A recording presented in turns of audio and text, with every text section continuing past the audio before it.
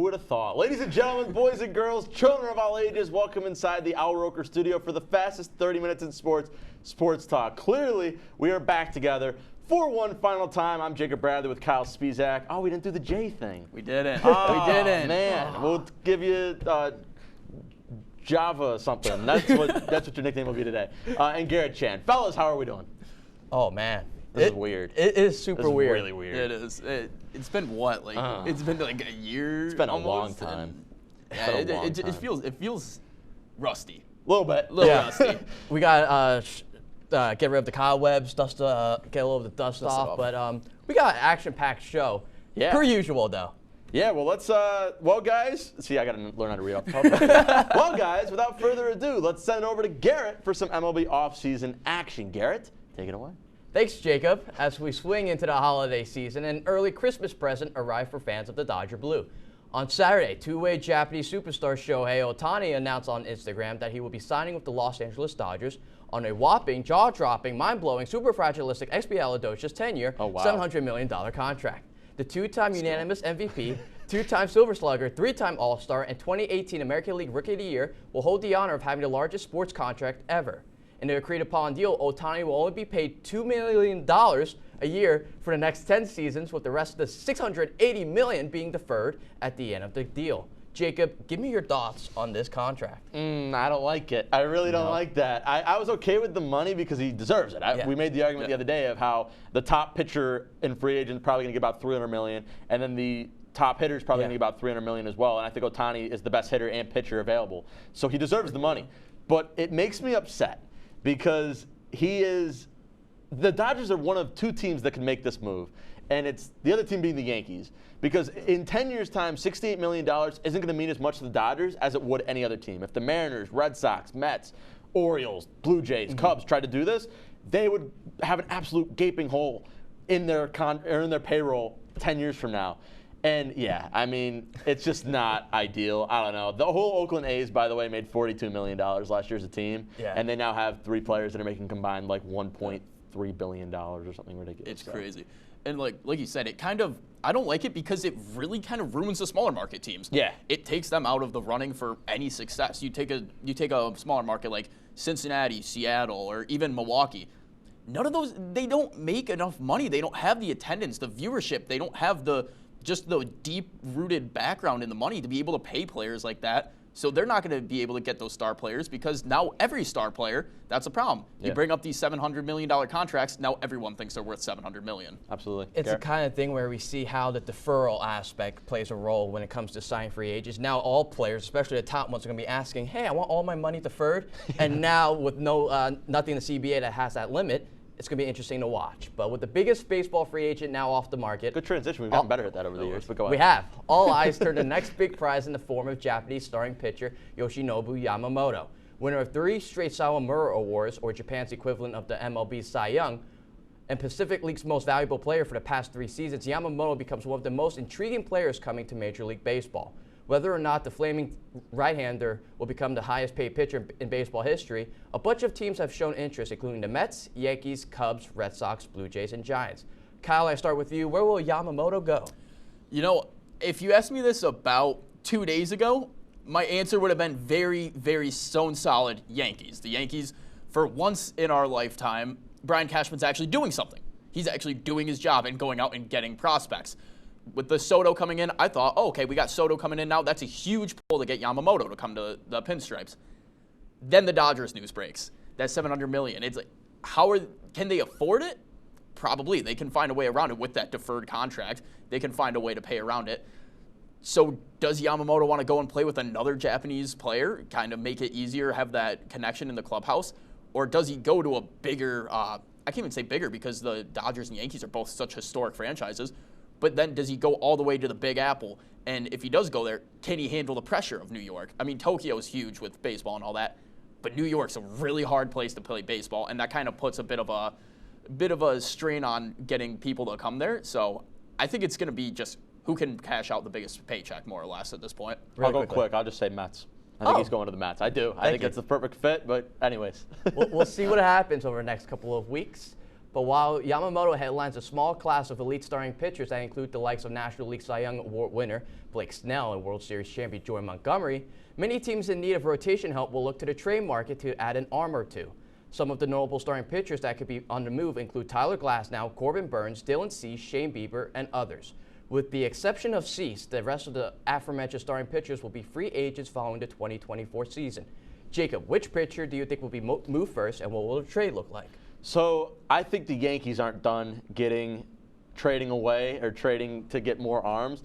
I think Corbin Burnes and the Yankees, as much as it makes me gross to even say that out loud, I think that's a pretty good fit. I think one of those two New York teams, whether it's the Yankees or the Mets, are going to be in on Corbin Burnes. I think the Mets have more pieces to maybe make a move for Burnes, but I think the Yankees ultimately are going to be the team that winds up getting a guy like Burnes. And I'm going to stick with you with the Yankees. Really especially losing King, they're going to be looking to fill in the bullpen now. They need a deeper rotation of arms, and that's hence why they're going so hard for Yamamoto.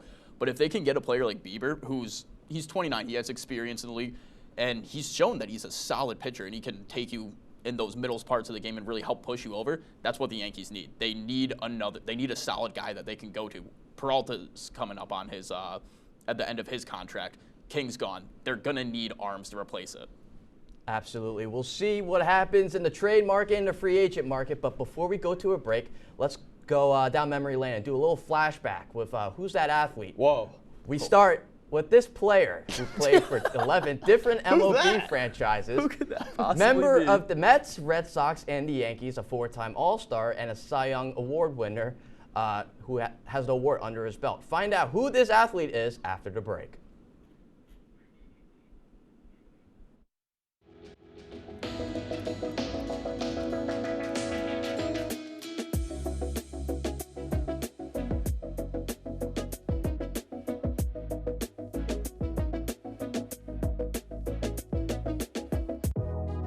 Welcome back to Major Discussion.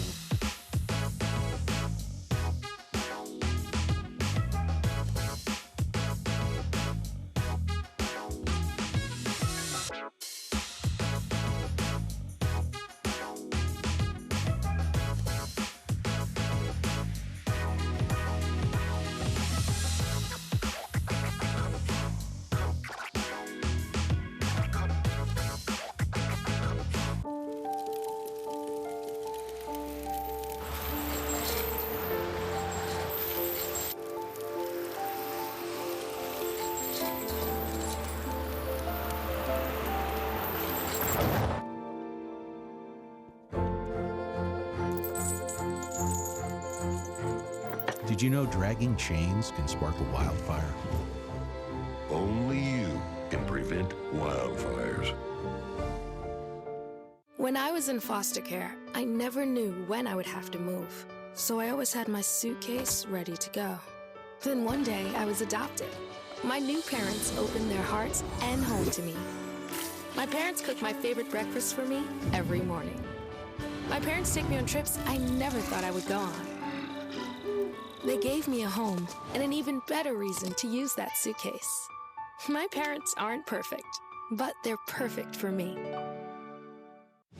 Hey there, I'm Al Roker, class of 76. Yes, way back in 76. Back when the earth was cooling. You're watching WTOP.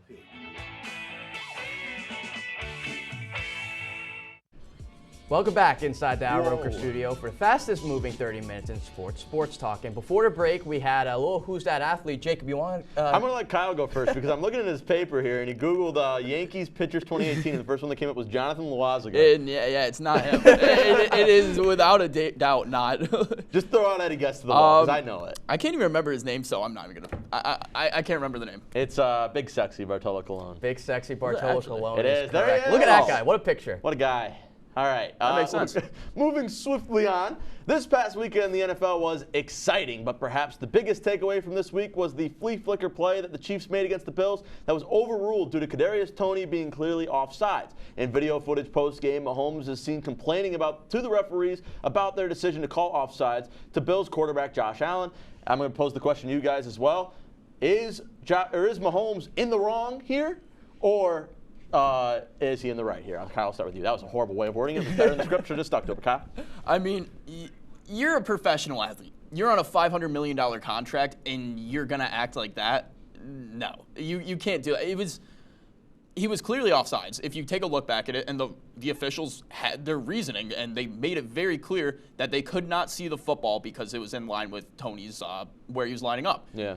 So that is offsides. They got the call right on that. But then to go and just kind of throw a tantrum after that, not only throwing his helmet on the ground, but what he even said to Josh Allen after going and being like, yeah, that was one of the worst calls I've ever seen, saying that to Allen. Can't do it. As if Allen didn't have a great game. Yeah.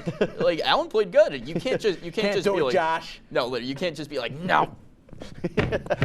No, like you can't do it. You can't. What do you think, Garrett? Real quick. I mean, yes, granted, it was a great play. The fact that Travis Kelce caught it, found Tony on the lateral, and he went in the end zone for a touchdown. Yes, it's a great play, but as Kyle said, that foot was on the line. It was blocking the view of the officials for the ball.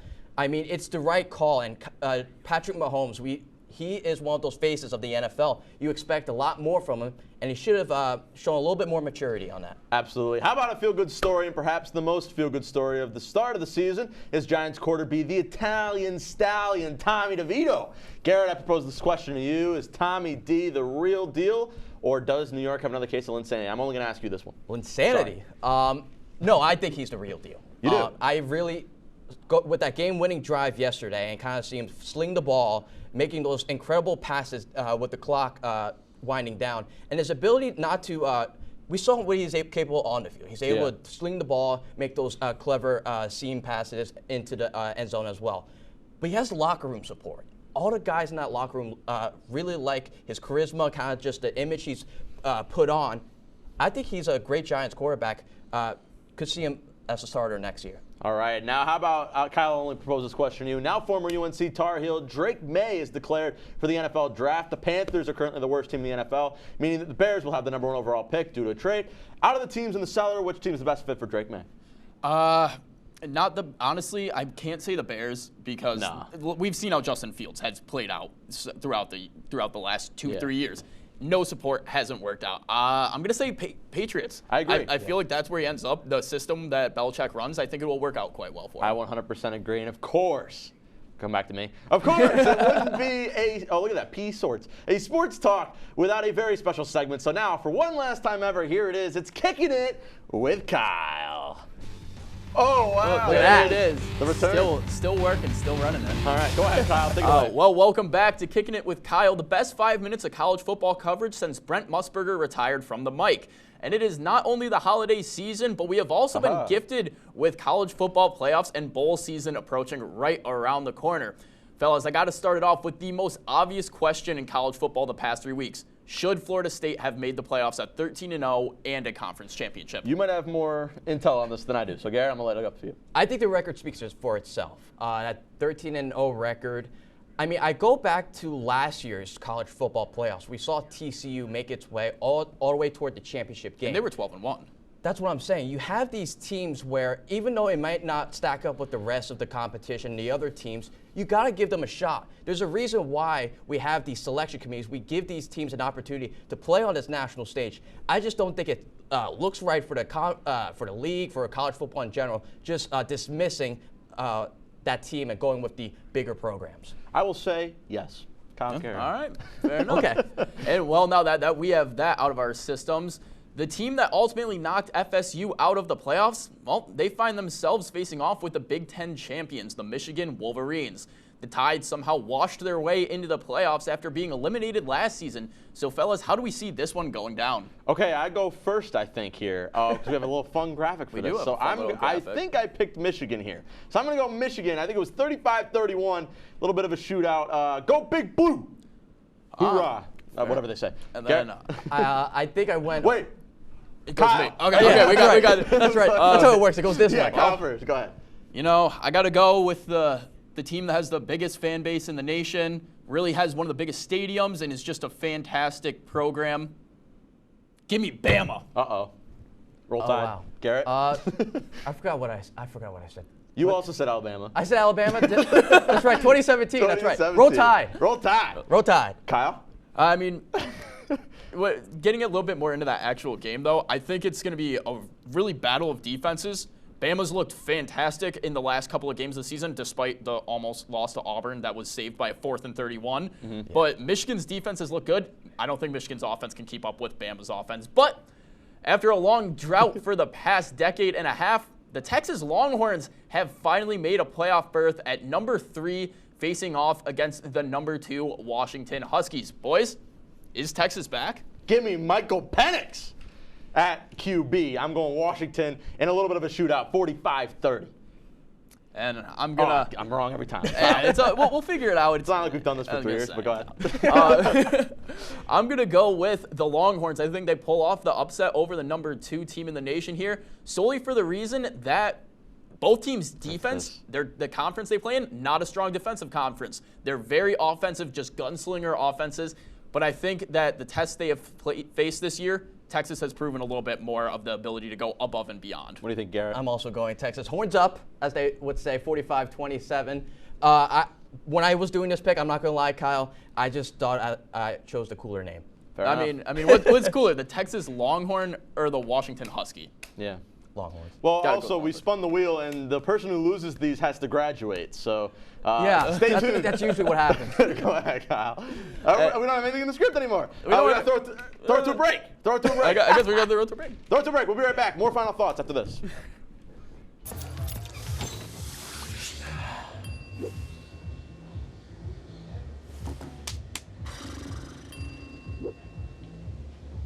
If you need to do something to feel okay to drive, you're not okay to drive. Don't drive buzzed. Shine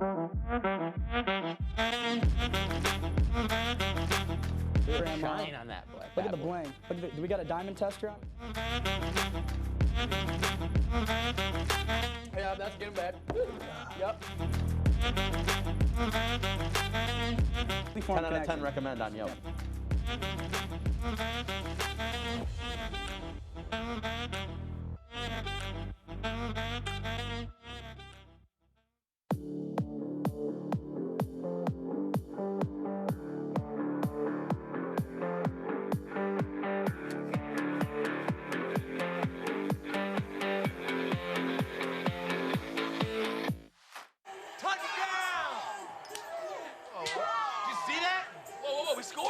We're going to the playoffs. I can't believe I missed that.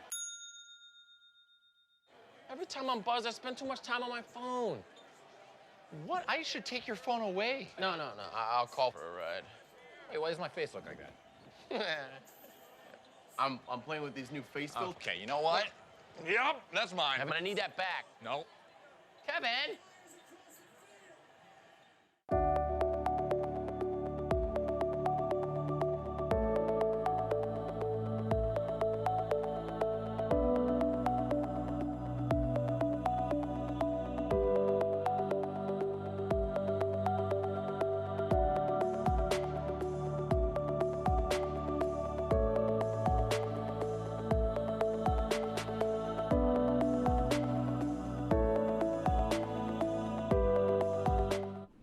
Welcome back one final time for Sports Talk. And before we say our goodbyes, it's been a long time, right? And we've had the show for 3 years, and there was a few people that didn't get to be here tonight that wanted to say their specific goodbye to you, Mr. Garrett Chan. So let's roll the clip. Garrett Chan, congratulations, dude. You did it. Received the illustrious Oswego four-year degree. I know you're going to do big things. You did great with Sports Talk. It was fun watching you succeed at WTOP 10. Best of luck to you in your future endeavors. You're going to do great. You're going to do awesome. Stay in touch, man. Hey Garrett, just wanted to say congrats on graduating and good luck on this next big chapter in your life. I am so glad to have had you as a music director, and keep on chugging along as that one-man wrecking crew. What's up, fellas? Just want to congratulate Garrett on graduation. It has been an honor and a privilege to see you evolve since your first show. All you guys are going to do amazing things, and can't wait to see what you do from here. So congrats, Garrett, and good luck. Ju-Chan the man! It's your Luca Continental Champion here. Wishing you congratulations on graduating, man. I'm very proud of you. and the broadcaster that you've become over the past several years. Every single year, every single semester, every single day, you've gotten better. And it's great to see where you're at now, leading the pack there at WTOP and now leaving behind a really good crew there. I'm very proud of you. I'm very excited to see what you do in the futures. I hope our paths align once again later on. We had a hell of a fight, one hell of a fight for that Luker Intercontinental Championship, and I will never forget that. So, Garrett, congrats, buddy. WTOP will definitely be missing you.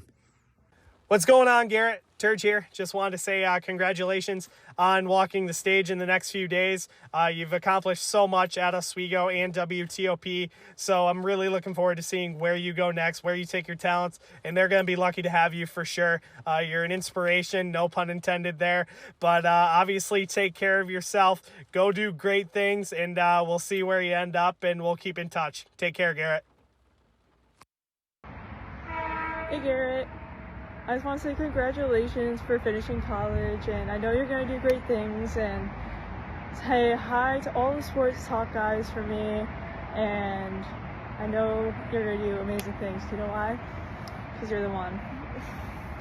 Hey Garrett, congratulations, man. I'm sure it's probably a bit of a weird feeling, as it kind of is for everybody. You get to the end of the road, but it's been really fun to work with you throughout the years when I was up in Oswego, and seeing what you've been able to do in this last semester of yours. I mean, producing on air, from what I've seen from Oswego, it's all looked great. So congratulations, buddy. You're going to do great things. I know the guys and gals up there are really going to miss you there. So once again, congratulations, buddy. Hey, Garrett. Congratulations on graduating the semester.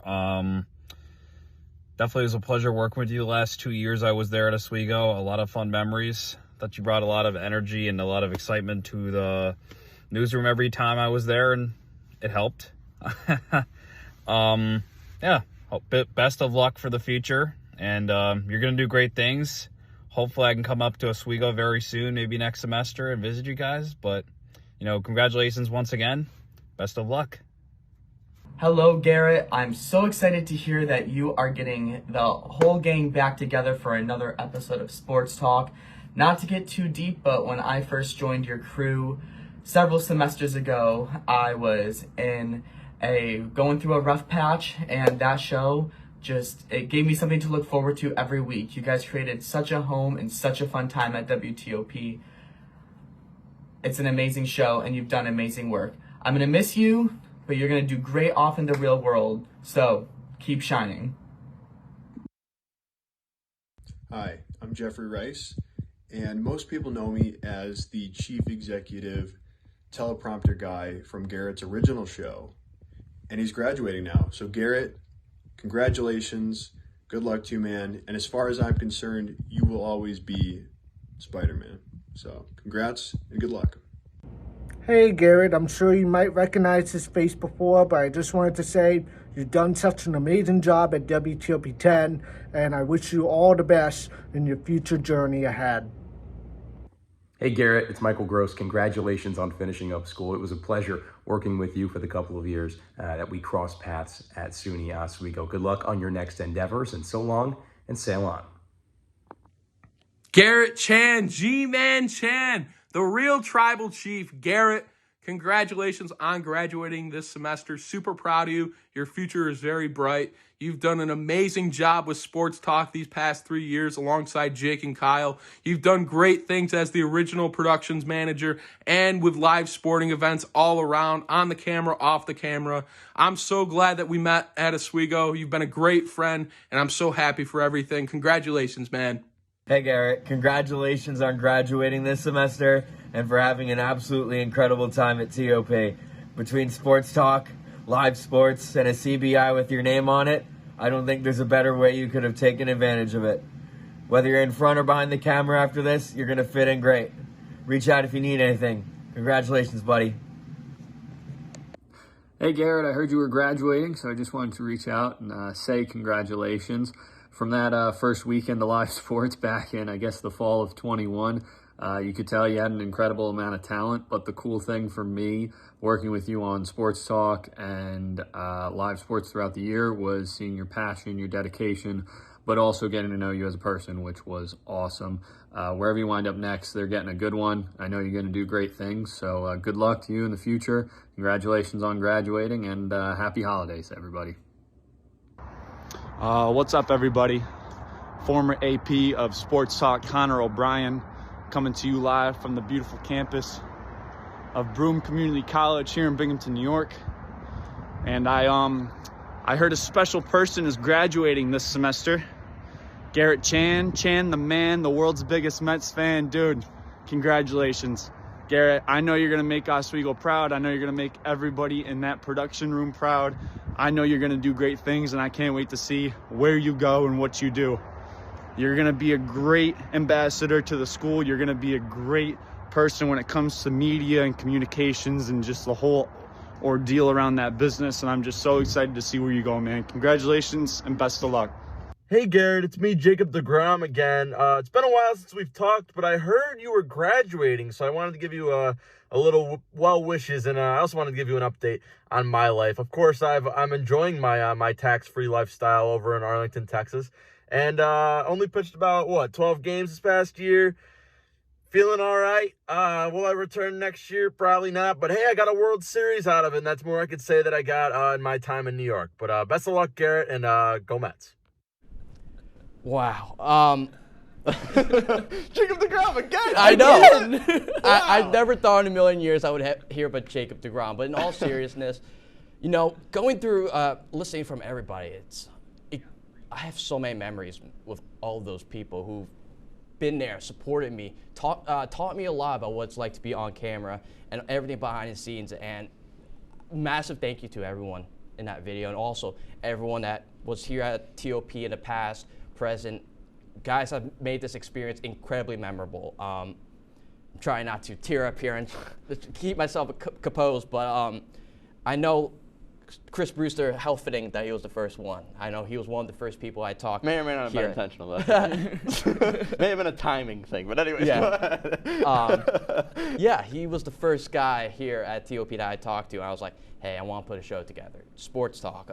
Yes, the name might not have been creative. Yes, I might not have had co-hosts. I was going into this not knowing where I was going to end up being. And to end it right here, it's been an amazing ride. And I could not thank all the amazing people that were shown there, everyone in the control room, everyone that's in the back, everyone that's watching too, and especially you two. I think this journey has been incredible, something that will always be a part of my life. TOP will be something that I will always go back to and have fond memories of. And I wish all of you guys best of luck in the future.